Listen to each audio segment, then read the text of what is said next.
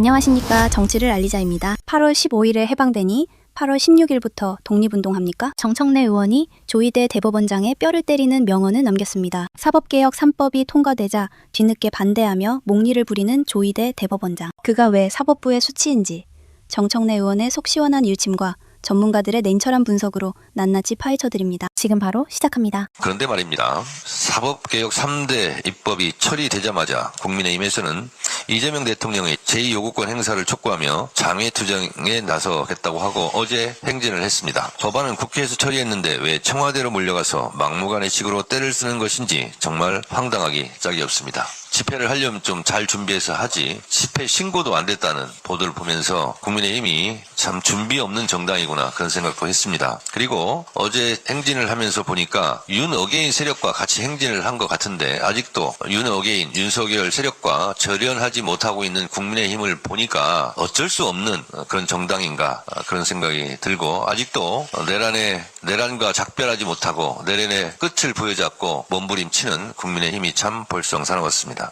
정신 차리시기 바랍니다. 그런데 더욱 황당한 것은 조희대 대법원장의 뒷북입니다. 갑작스러운 개혁과 변혁이 국민에게 도움이 되는지 숙고해달라고 합니다. 조희대 대법원장님, 지금 사법개혁에 대한 저항군, 우두머리 역할을 하는 것입니까? 사법개혁 이 3법에 대해서 그동안 얼마나 많은 국민들이 이 부분에 대해서 염원했고 그리고 또 사법개혁 3대 입법이 국민들이 얼마나 많은 지지를 받고 있는지 진정 모르십니까? 왜 자꾸 뒷북을 때립니까? 1년이 넘도록 사법개혁안을 다듬고 또 다듬었는데 그동안 대체 어디 가서 뭘 하다가 버스 떠난 뒤에 손을 들고 있습니까? 조희대 대법원장은 사법부 수장으로서 무능할 뿐만 아니라 무지할 뿐만 아니라 국민 정서에도 반하고 그리고 번지수도 잘못 잡고 12.3 비상계엄 내란 때는 분명한 입장을 공개적으로 밝히지도 않았고 서부지법 폭동 사건이라는 초유의 사건이 발생했는데도 법원 행정처장 보내고 본인은 그냥 가만히 있지 않았습니까? 그 후에 강하게 그것을 질타했다는 기억이 저는 없습니다. 이러니 제가 계속 주장하는 겁니다. 일제 치하 때는 독립운동 안 하다가 8월 15일 해방이 되니까 8월 16일부터 독립운동 하자고 하는 것처럼 12.3 비상계엄 때 서부지역 폭동 때 사법부 독립을 외쳐야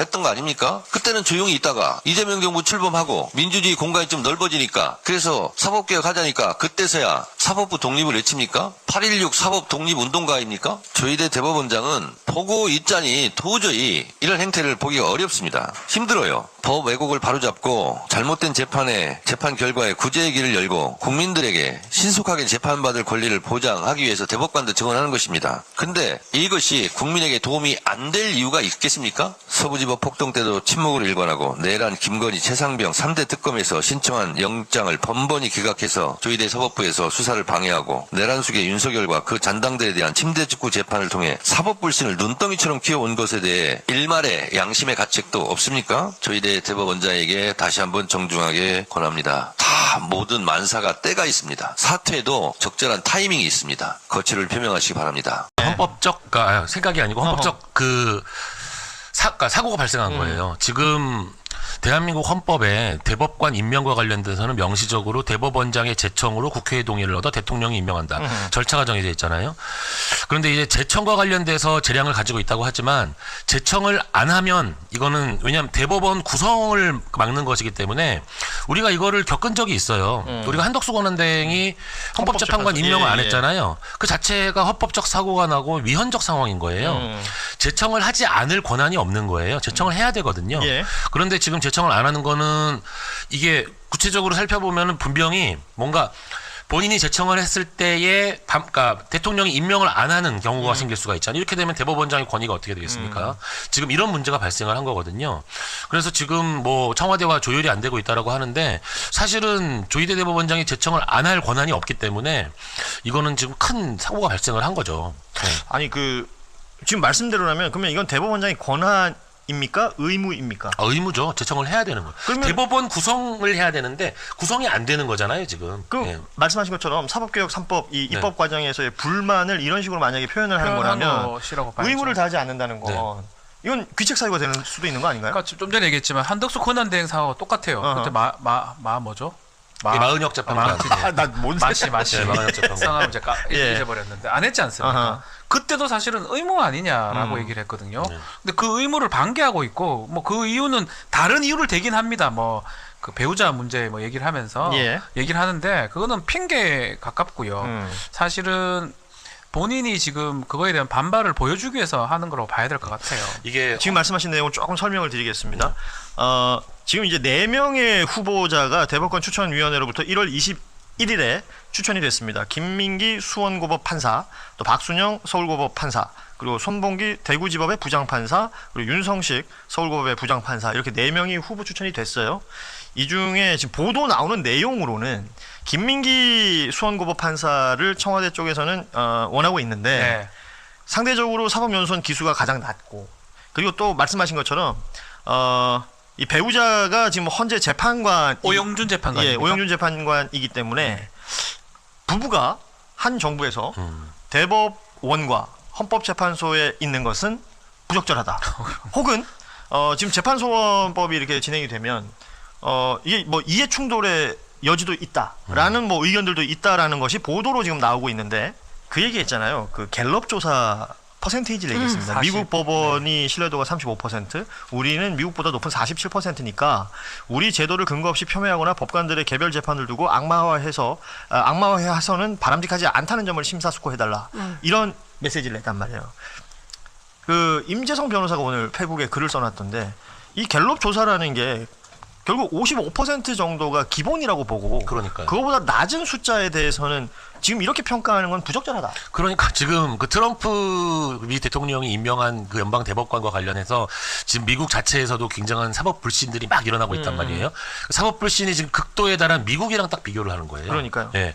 하필이면 다른 나라들과 비교하는 게 아니라 우리나라도 사법 신뢰도가 그렇게 높은 편이 아닌데도 불구하고 딱 그 미국이랑만 비교해가지고 마치 우리나라가 굉장히 사법 신뢰도가 높은 것처럼 이렇게 오도하는 그 발언을 하셨더라고요. 잘못된 거죠. 이 결국 본인의 잘못이 가장 크거든요. 조희대 대법원장이 본인이 했던 말도 안 되는 당시에 이재명 대표 파기환 송했던 거, 그게 사실 시발점이었어요. 근데 본인은 그걸 잘 모르는지 아니면 애써 외면하는 건지, 그 이후에 지기현이라든지 그 시발점이란 단어 선택은 일부러 최초 아니에요. 저 욕하려고 하는 게 아닙니다. 아니, 처음 누가 욕이라고 그랬어요? 처음 십자 왜 선택하는 필발자 시발 이렇게 가는데 근데 이제 지기현 뭐 그 시간 계산도 두 번째지만 궁극적으로는 사실 지금 우리가 신뢰하지 않는 이유 중에 하나가 많은 국민들이 같은 중앙지방법원에서 그 내란 사건들 그게 재판이 말이 돼요, 그게? 하나도 맞지 않잖아요. 과연 판사 개별 판사를 신뢰하지 않게 돼 버리는 거거든요. 결국 이 책임은 온전히 조희대 대법원장에 가는 거예요, 사실은. 근데 엉뚱하게 35%, 47% 이딴 소리를 하고 있으니까. 그러니까 개별 재판이라고 얘기하셨지만 사실 내란 재판을 우리가 다른 재판들하고 무게를 같이 볼 수 있는가라는 생각도 당연히 해야 되는 것이고, 우리 장윤선 기자는 조희대 대법원장 어제 뭐 냈던 메시지들 있잖아요. 아니 근데 저는 늘 언론을 이렇게 들러리 병풍으로 세워요. 그러니까 평소에는 출근길에 멘트를 안 받거든요. 그리고 서 있지 못하게 해요. 그런데 본인이 메시지를 내야 될 때는 기자들에게 미리 이제 기자단에 세팅을 하는 거죠. 공지문을 보내가지고 기자들을 이렇게 들러리 병풍으로 세팅을 해놓고 굉장히 뭐 본인의 발언에 뭐랄까 힘을 주면서 그러니까 언론을 동원하는 거거든요. 야, 계엄 때는 아무 말도 못 하고. 그러니까 계엄 때는 뭐 정작 그 엉터리 판결이 나왔을 때 그럴 때 기자들이 궁금할 때는 이야기 한마디도 안 하고. 그때 보통 이렇게 합장하고 들어가잖아요. 그러니까요. 예. 아니 근데 다 떠나서 저는 이런 취재 보도 하지 마라 그냥. 받아쓰기. 그거 왜 동원이 됩니까? 그리고 앞서 이제 우리 박지훈 변호사님이 잘 설명해 주신 대로 지금 중앙지법 판결, 특히 내란이라든가 김건희 국정농단 사건에 대해서 물론 이제 특검이 제대로 수사하지 못한 책임도 있지만 그럼에도 불구하고 국민들이 그 도무지 납득할 수 없는 판결문을 내고 사법불신이 이렇게 극에 달했으면 47%면 통상 낙제점이라고 하는 거예요. 그런데 이걸 가지고 미국은 35%인데 우리는 47%니까 미국보다 소폭 그 점수를 더 받았으니 이 정도는 신뢰할 만한 거다라고 아전인수격으로 국민들한테 설명을 하고 있는 건데 여기에 동의할 국민이 어디가 있겠습니까? 그래서 말씀하신 대로 언론이 이렇게 조희대 대법원장이 얘기를 했으면 말도 안 되는 소리를 하면 해석을 해줘야 된다고 그렇죠. 보거든요. 비판을 해야죠. 조희대 대법원장 지금 이렇게 얘기할 때냐 그거 아니지 않냐라고 각을 세우고 비판을 해야지. 조희대가 떠드는 대로 그거 다 그대로 받아서 가지고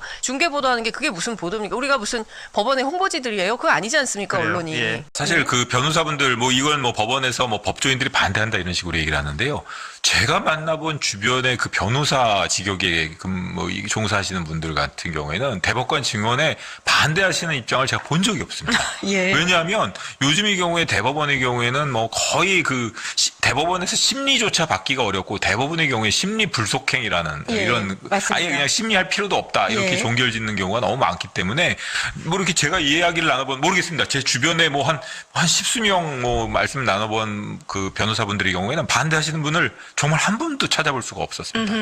예. 아니 저희 대선을 앞두고 파기환송심 그 사건은 네네. 때문에 사실은 대법관 이제 법관들이 사건에 대한 요지조차 제대로 읽지 않고 판결을 내리는 게 지금 일상화되어 있다라는 사실을 알고 사실 많은 국민들이 굉장한 충격에 휩싸였었거든요. 네네네. 그런 면에 있어서는 뭐 연구관들의 보고서만 보고 판결 내리는 상황이 오지 않기 위해서는 법관들이 뭐 4만 건 1년에 4만 건 한다고 하더라고요. 그렇게 네. 많은 사건을 맞지 않도록 좀 증언하는 건 당연한 것 같은데. 뭐 그런 거 같습니다. 예. 뭐 처음부터 기록을 처음부터 끝까지 뭐 표지부터 표지까지는 보지 않더라도 최소한 충실하게 보았다는 느낌을 주고 당사자로 하여금 그 지기현 부장이 얘기하는 그 절차적 만족감 있지 않습니까? 그렇죠. 그런 절차적 만족감이라던가 충분한 법원의 판단 이런 내가 그 충분히 변론할 수 있는 기회라든가 내 주장을 검토받을 수 있는 기회를 제공했다라는 그런 만족감을 주기 위해서라도 지금보다는 대법관의 증언이 불가피한 상황이 아니었나 싶고요.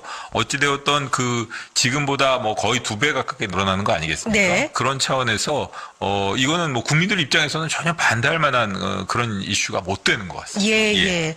늘잼 유재님이 대법관 22명 늘어나느냐 이렇게 물어주셨는데 14명에서 이제 26명으로 늘어나게 됩니다. 대법관 26명 시대가 열린 겁니다. 이 대법관 증언법의 경우에 그렇게 된다면 1, 2심 재판에 부담이 전가될 수도 있다 이런 문제 지적도 있거든요. 이것도 어떻게 보세요? 저는 그렇게까지 아주 심각한 문제가 될 거라고는 생각하진 않습니다. 예. 사실은 오히려 1, 2심 같은데 뭐 그 대법관 몇 분이 뭐 지금 늘어난다고 해가지고 거기에 따른 뭐 재판 연구관도 뭐 이렇게 또 따로 차출을 해야 될 것이고 예, 여러 가지 예. 이유가 있겠죠. 하지만 뭐 전체 법관이 지금 거의 3,000명 뭐 이 수준에 달하는 그런 상황에서 그 정도 수준에서 제가 보기엔 특검에 검사들 차출된 것보다는 훨씬 부담이 덜할 겁니다. 그렇게 보시죠. 네네. 예. 지금 말씀하신 대로 이제 재판 연구관도 뭐 10년 이상의 경력을 필요로 한다. 네네. 그래서 부장판사급이 다 차출이 될 거다 이렇게 주장을 하는데 네네. 그 정도의 출혈은 아닐 것이다. 뭐 문제를 일으킬 정도의. 그 정도는 아닙니다. 그리고 오히려 그런 사람들이 차출이 돼가지고 대법원이라는 게 최종적인 법률 판단을 내리는 곳인데 그런 그 대법원에서 내리는 그 법률 판단의 충실함.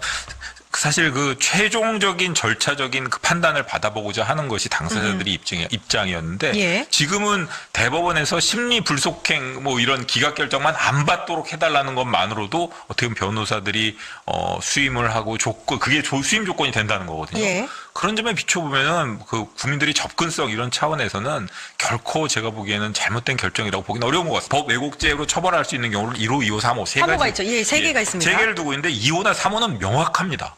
이건 명확성의 원칙이 문제가 될 수가 없어요. 예. 예를 들어 증거를 일부러 의도적으로 누락한다던가 빼먹는다던가 그렇죠. 뭐 이런 경우라던가 이런 거기 때문에 2호나 3호는 사실 기존에도 처벌할 수가 있는 것이고 예, 그걸 예. 좀 더 명확한 것이기 때문에 문제가 안 됩니다. 예. 그렇기 때문에 그리고 이런 행동을 했다면 판검사가 처벌받는 게 맞겠죠. 그거 당연히 처벌받아야 되는 예. 겁니다. 그러니까 이런 거를 두려워할 정도라면 판검사 일을 안 하면 되는 거고. 영상 어떻게 보셨습니까? 정청래 의원의 8.16 독립운동 비유 다시 곱씹어봐도 정말 명언입니다. 12.3 계엄 사태라는 국가적 위기 앞에서는 쥐죽은 듯 침묵했던 조희대 대법원장이 이재명 정부가 국민을 위한 개혁 칼날을 들이대니 갑자기 사법독립 투사 코스프레를 하고 있습니다. 오늘 전문가들의 분석을 통해 명확히 드러났습니다. 첫째, 조희대 대법원장의 대법관 제청 거부는 명백한 직무유기이자 헌정 파괴입니다. 과거 한덕수가 그랬듯 국가 시스템을 볼모로 잡고 인질극을 벌이는 것입니다. 둘째, 미국보다 신뢰도가 높다는 말은 국민을 기만하는 통계 조작입니다. 국민의 53%가 불신하는 사법부를 이끌면서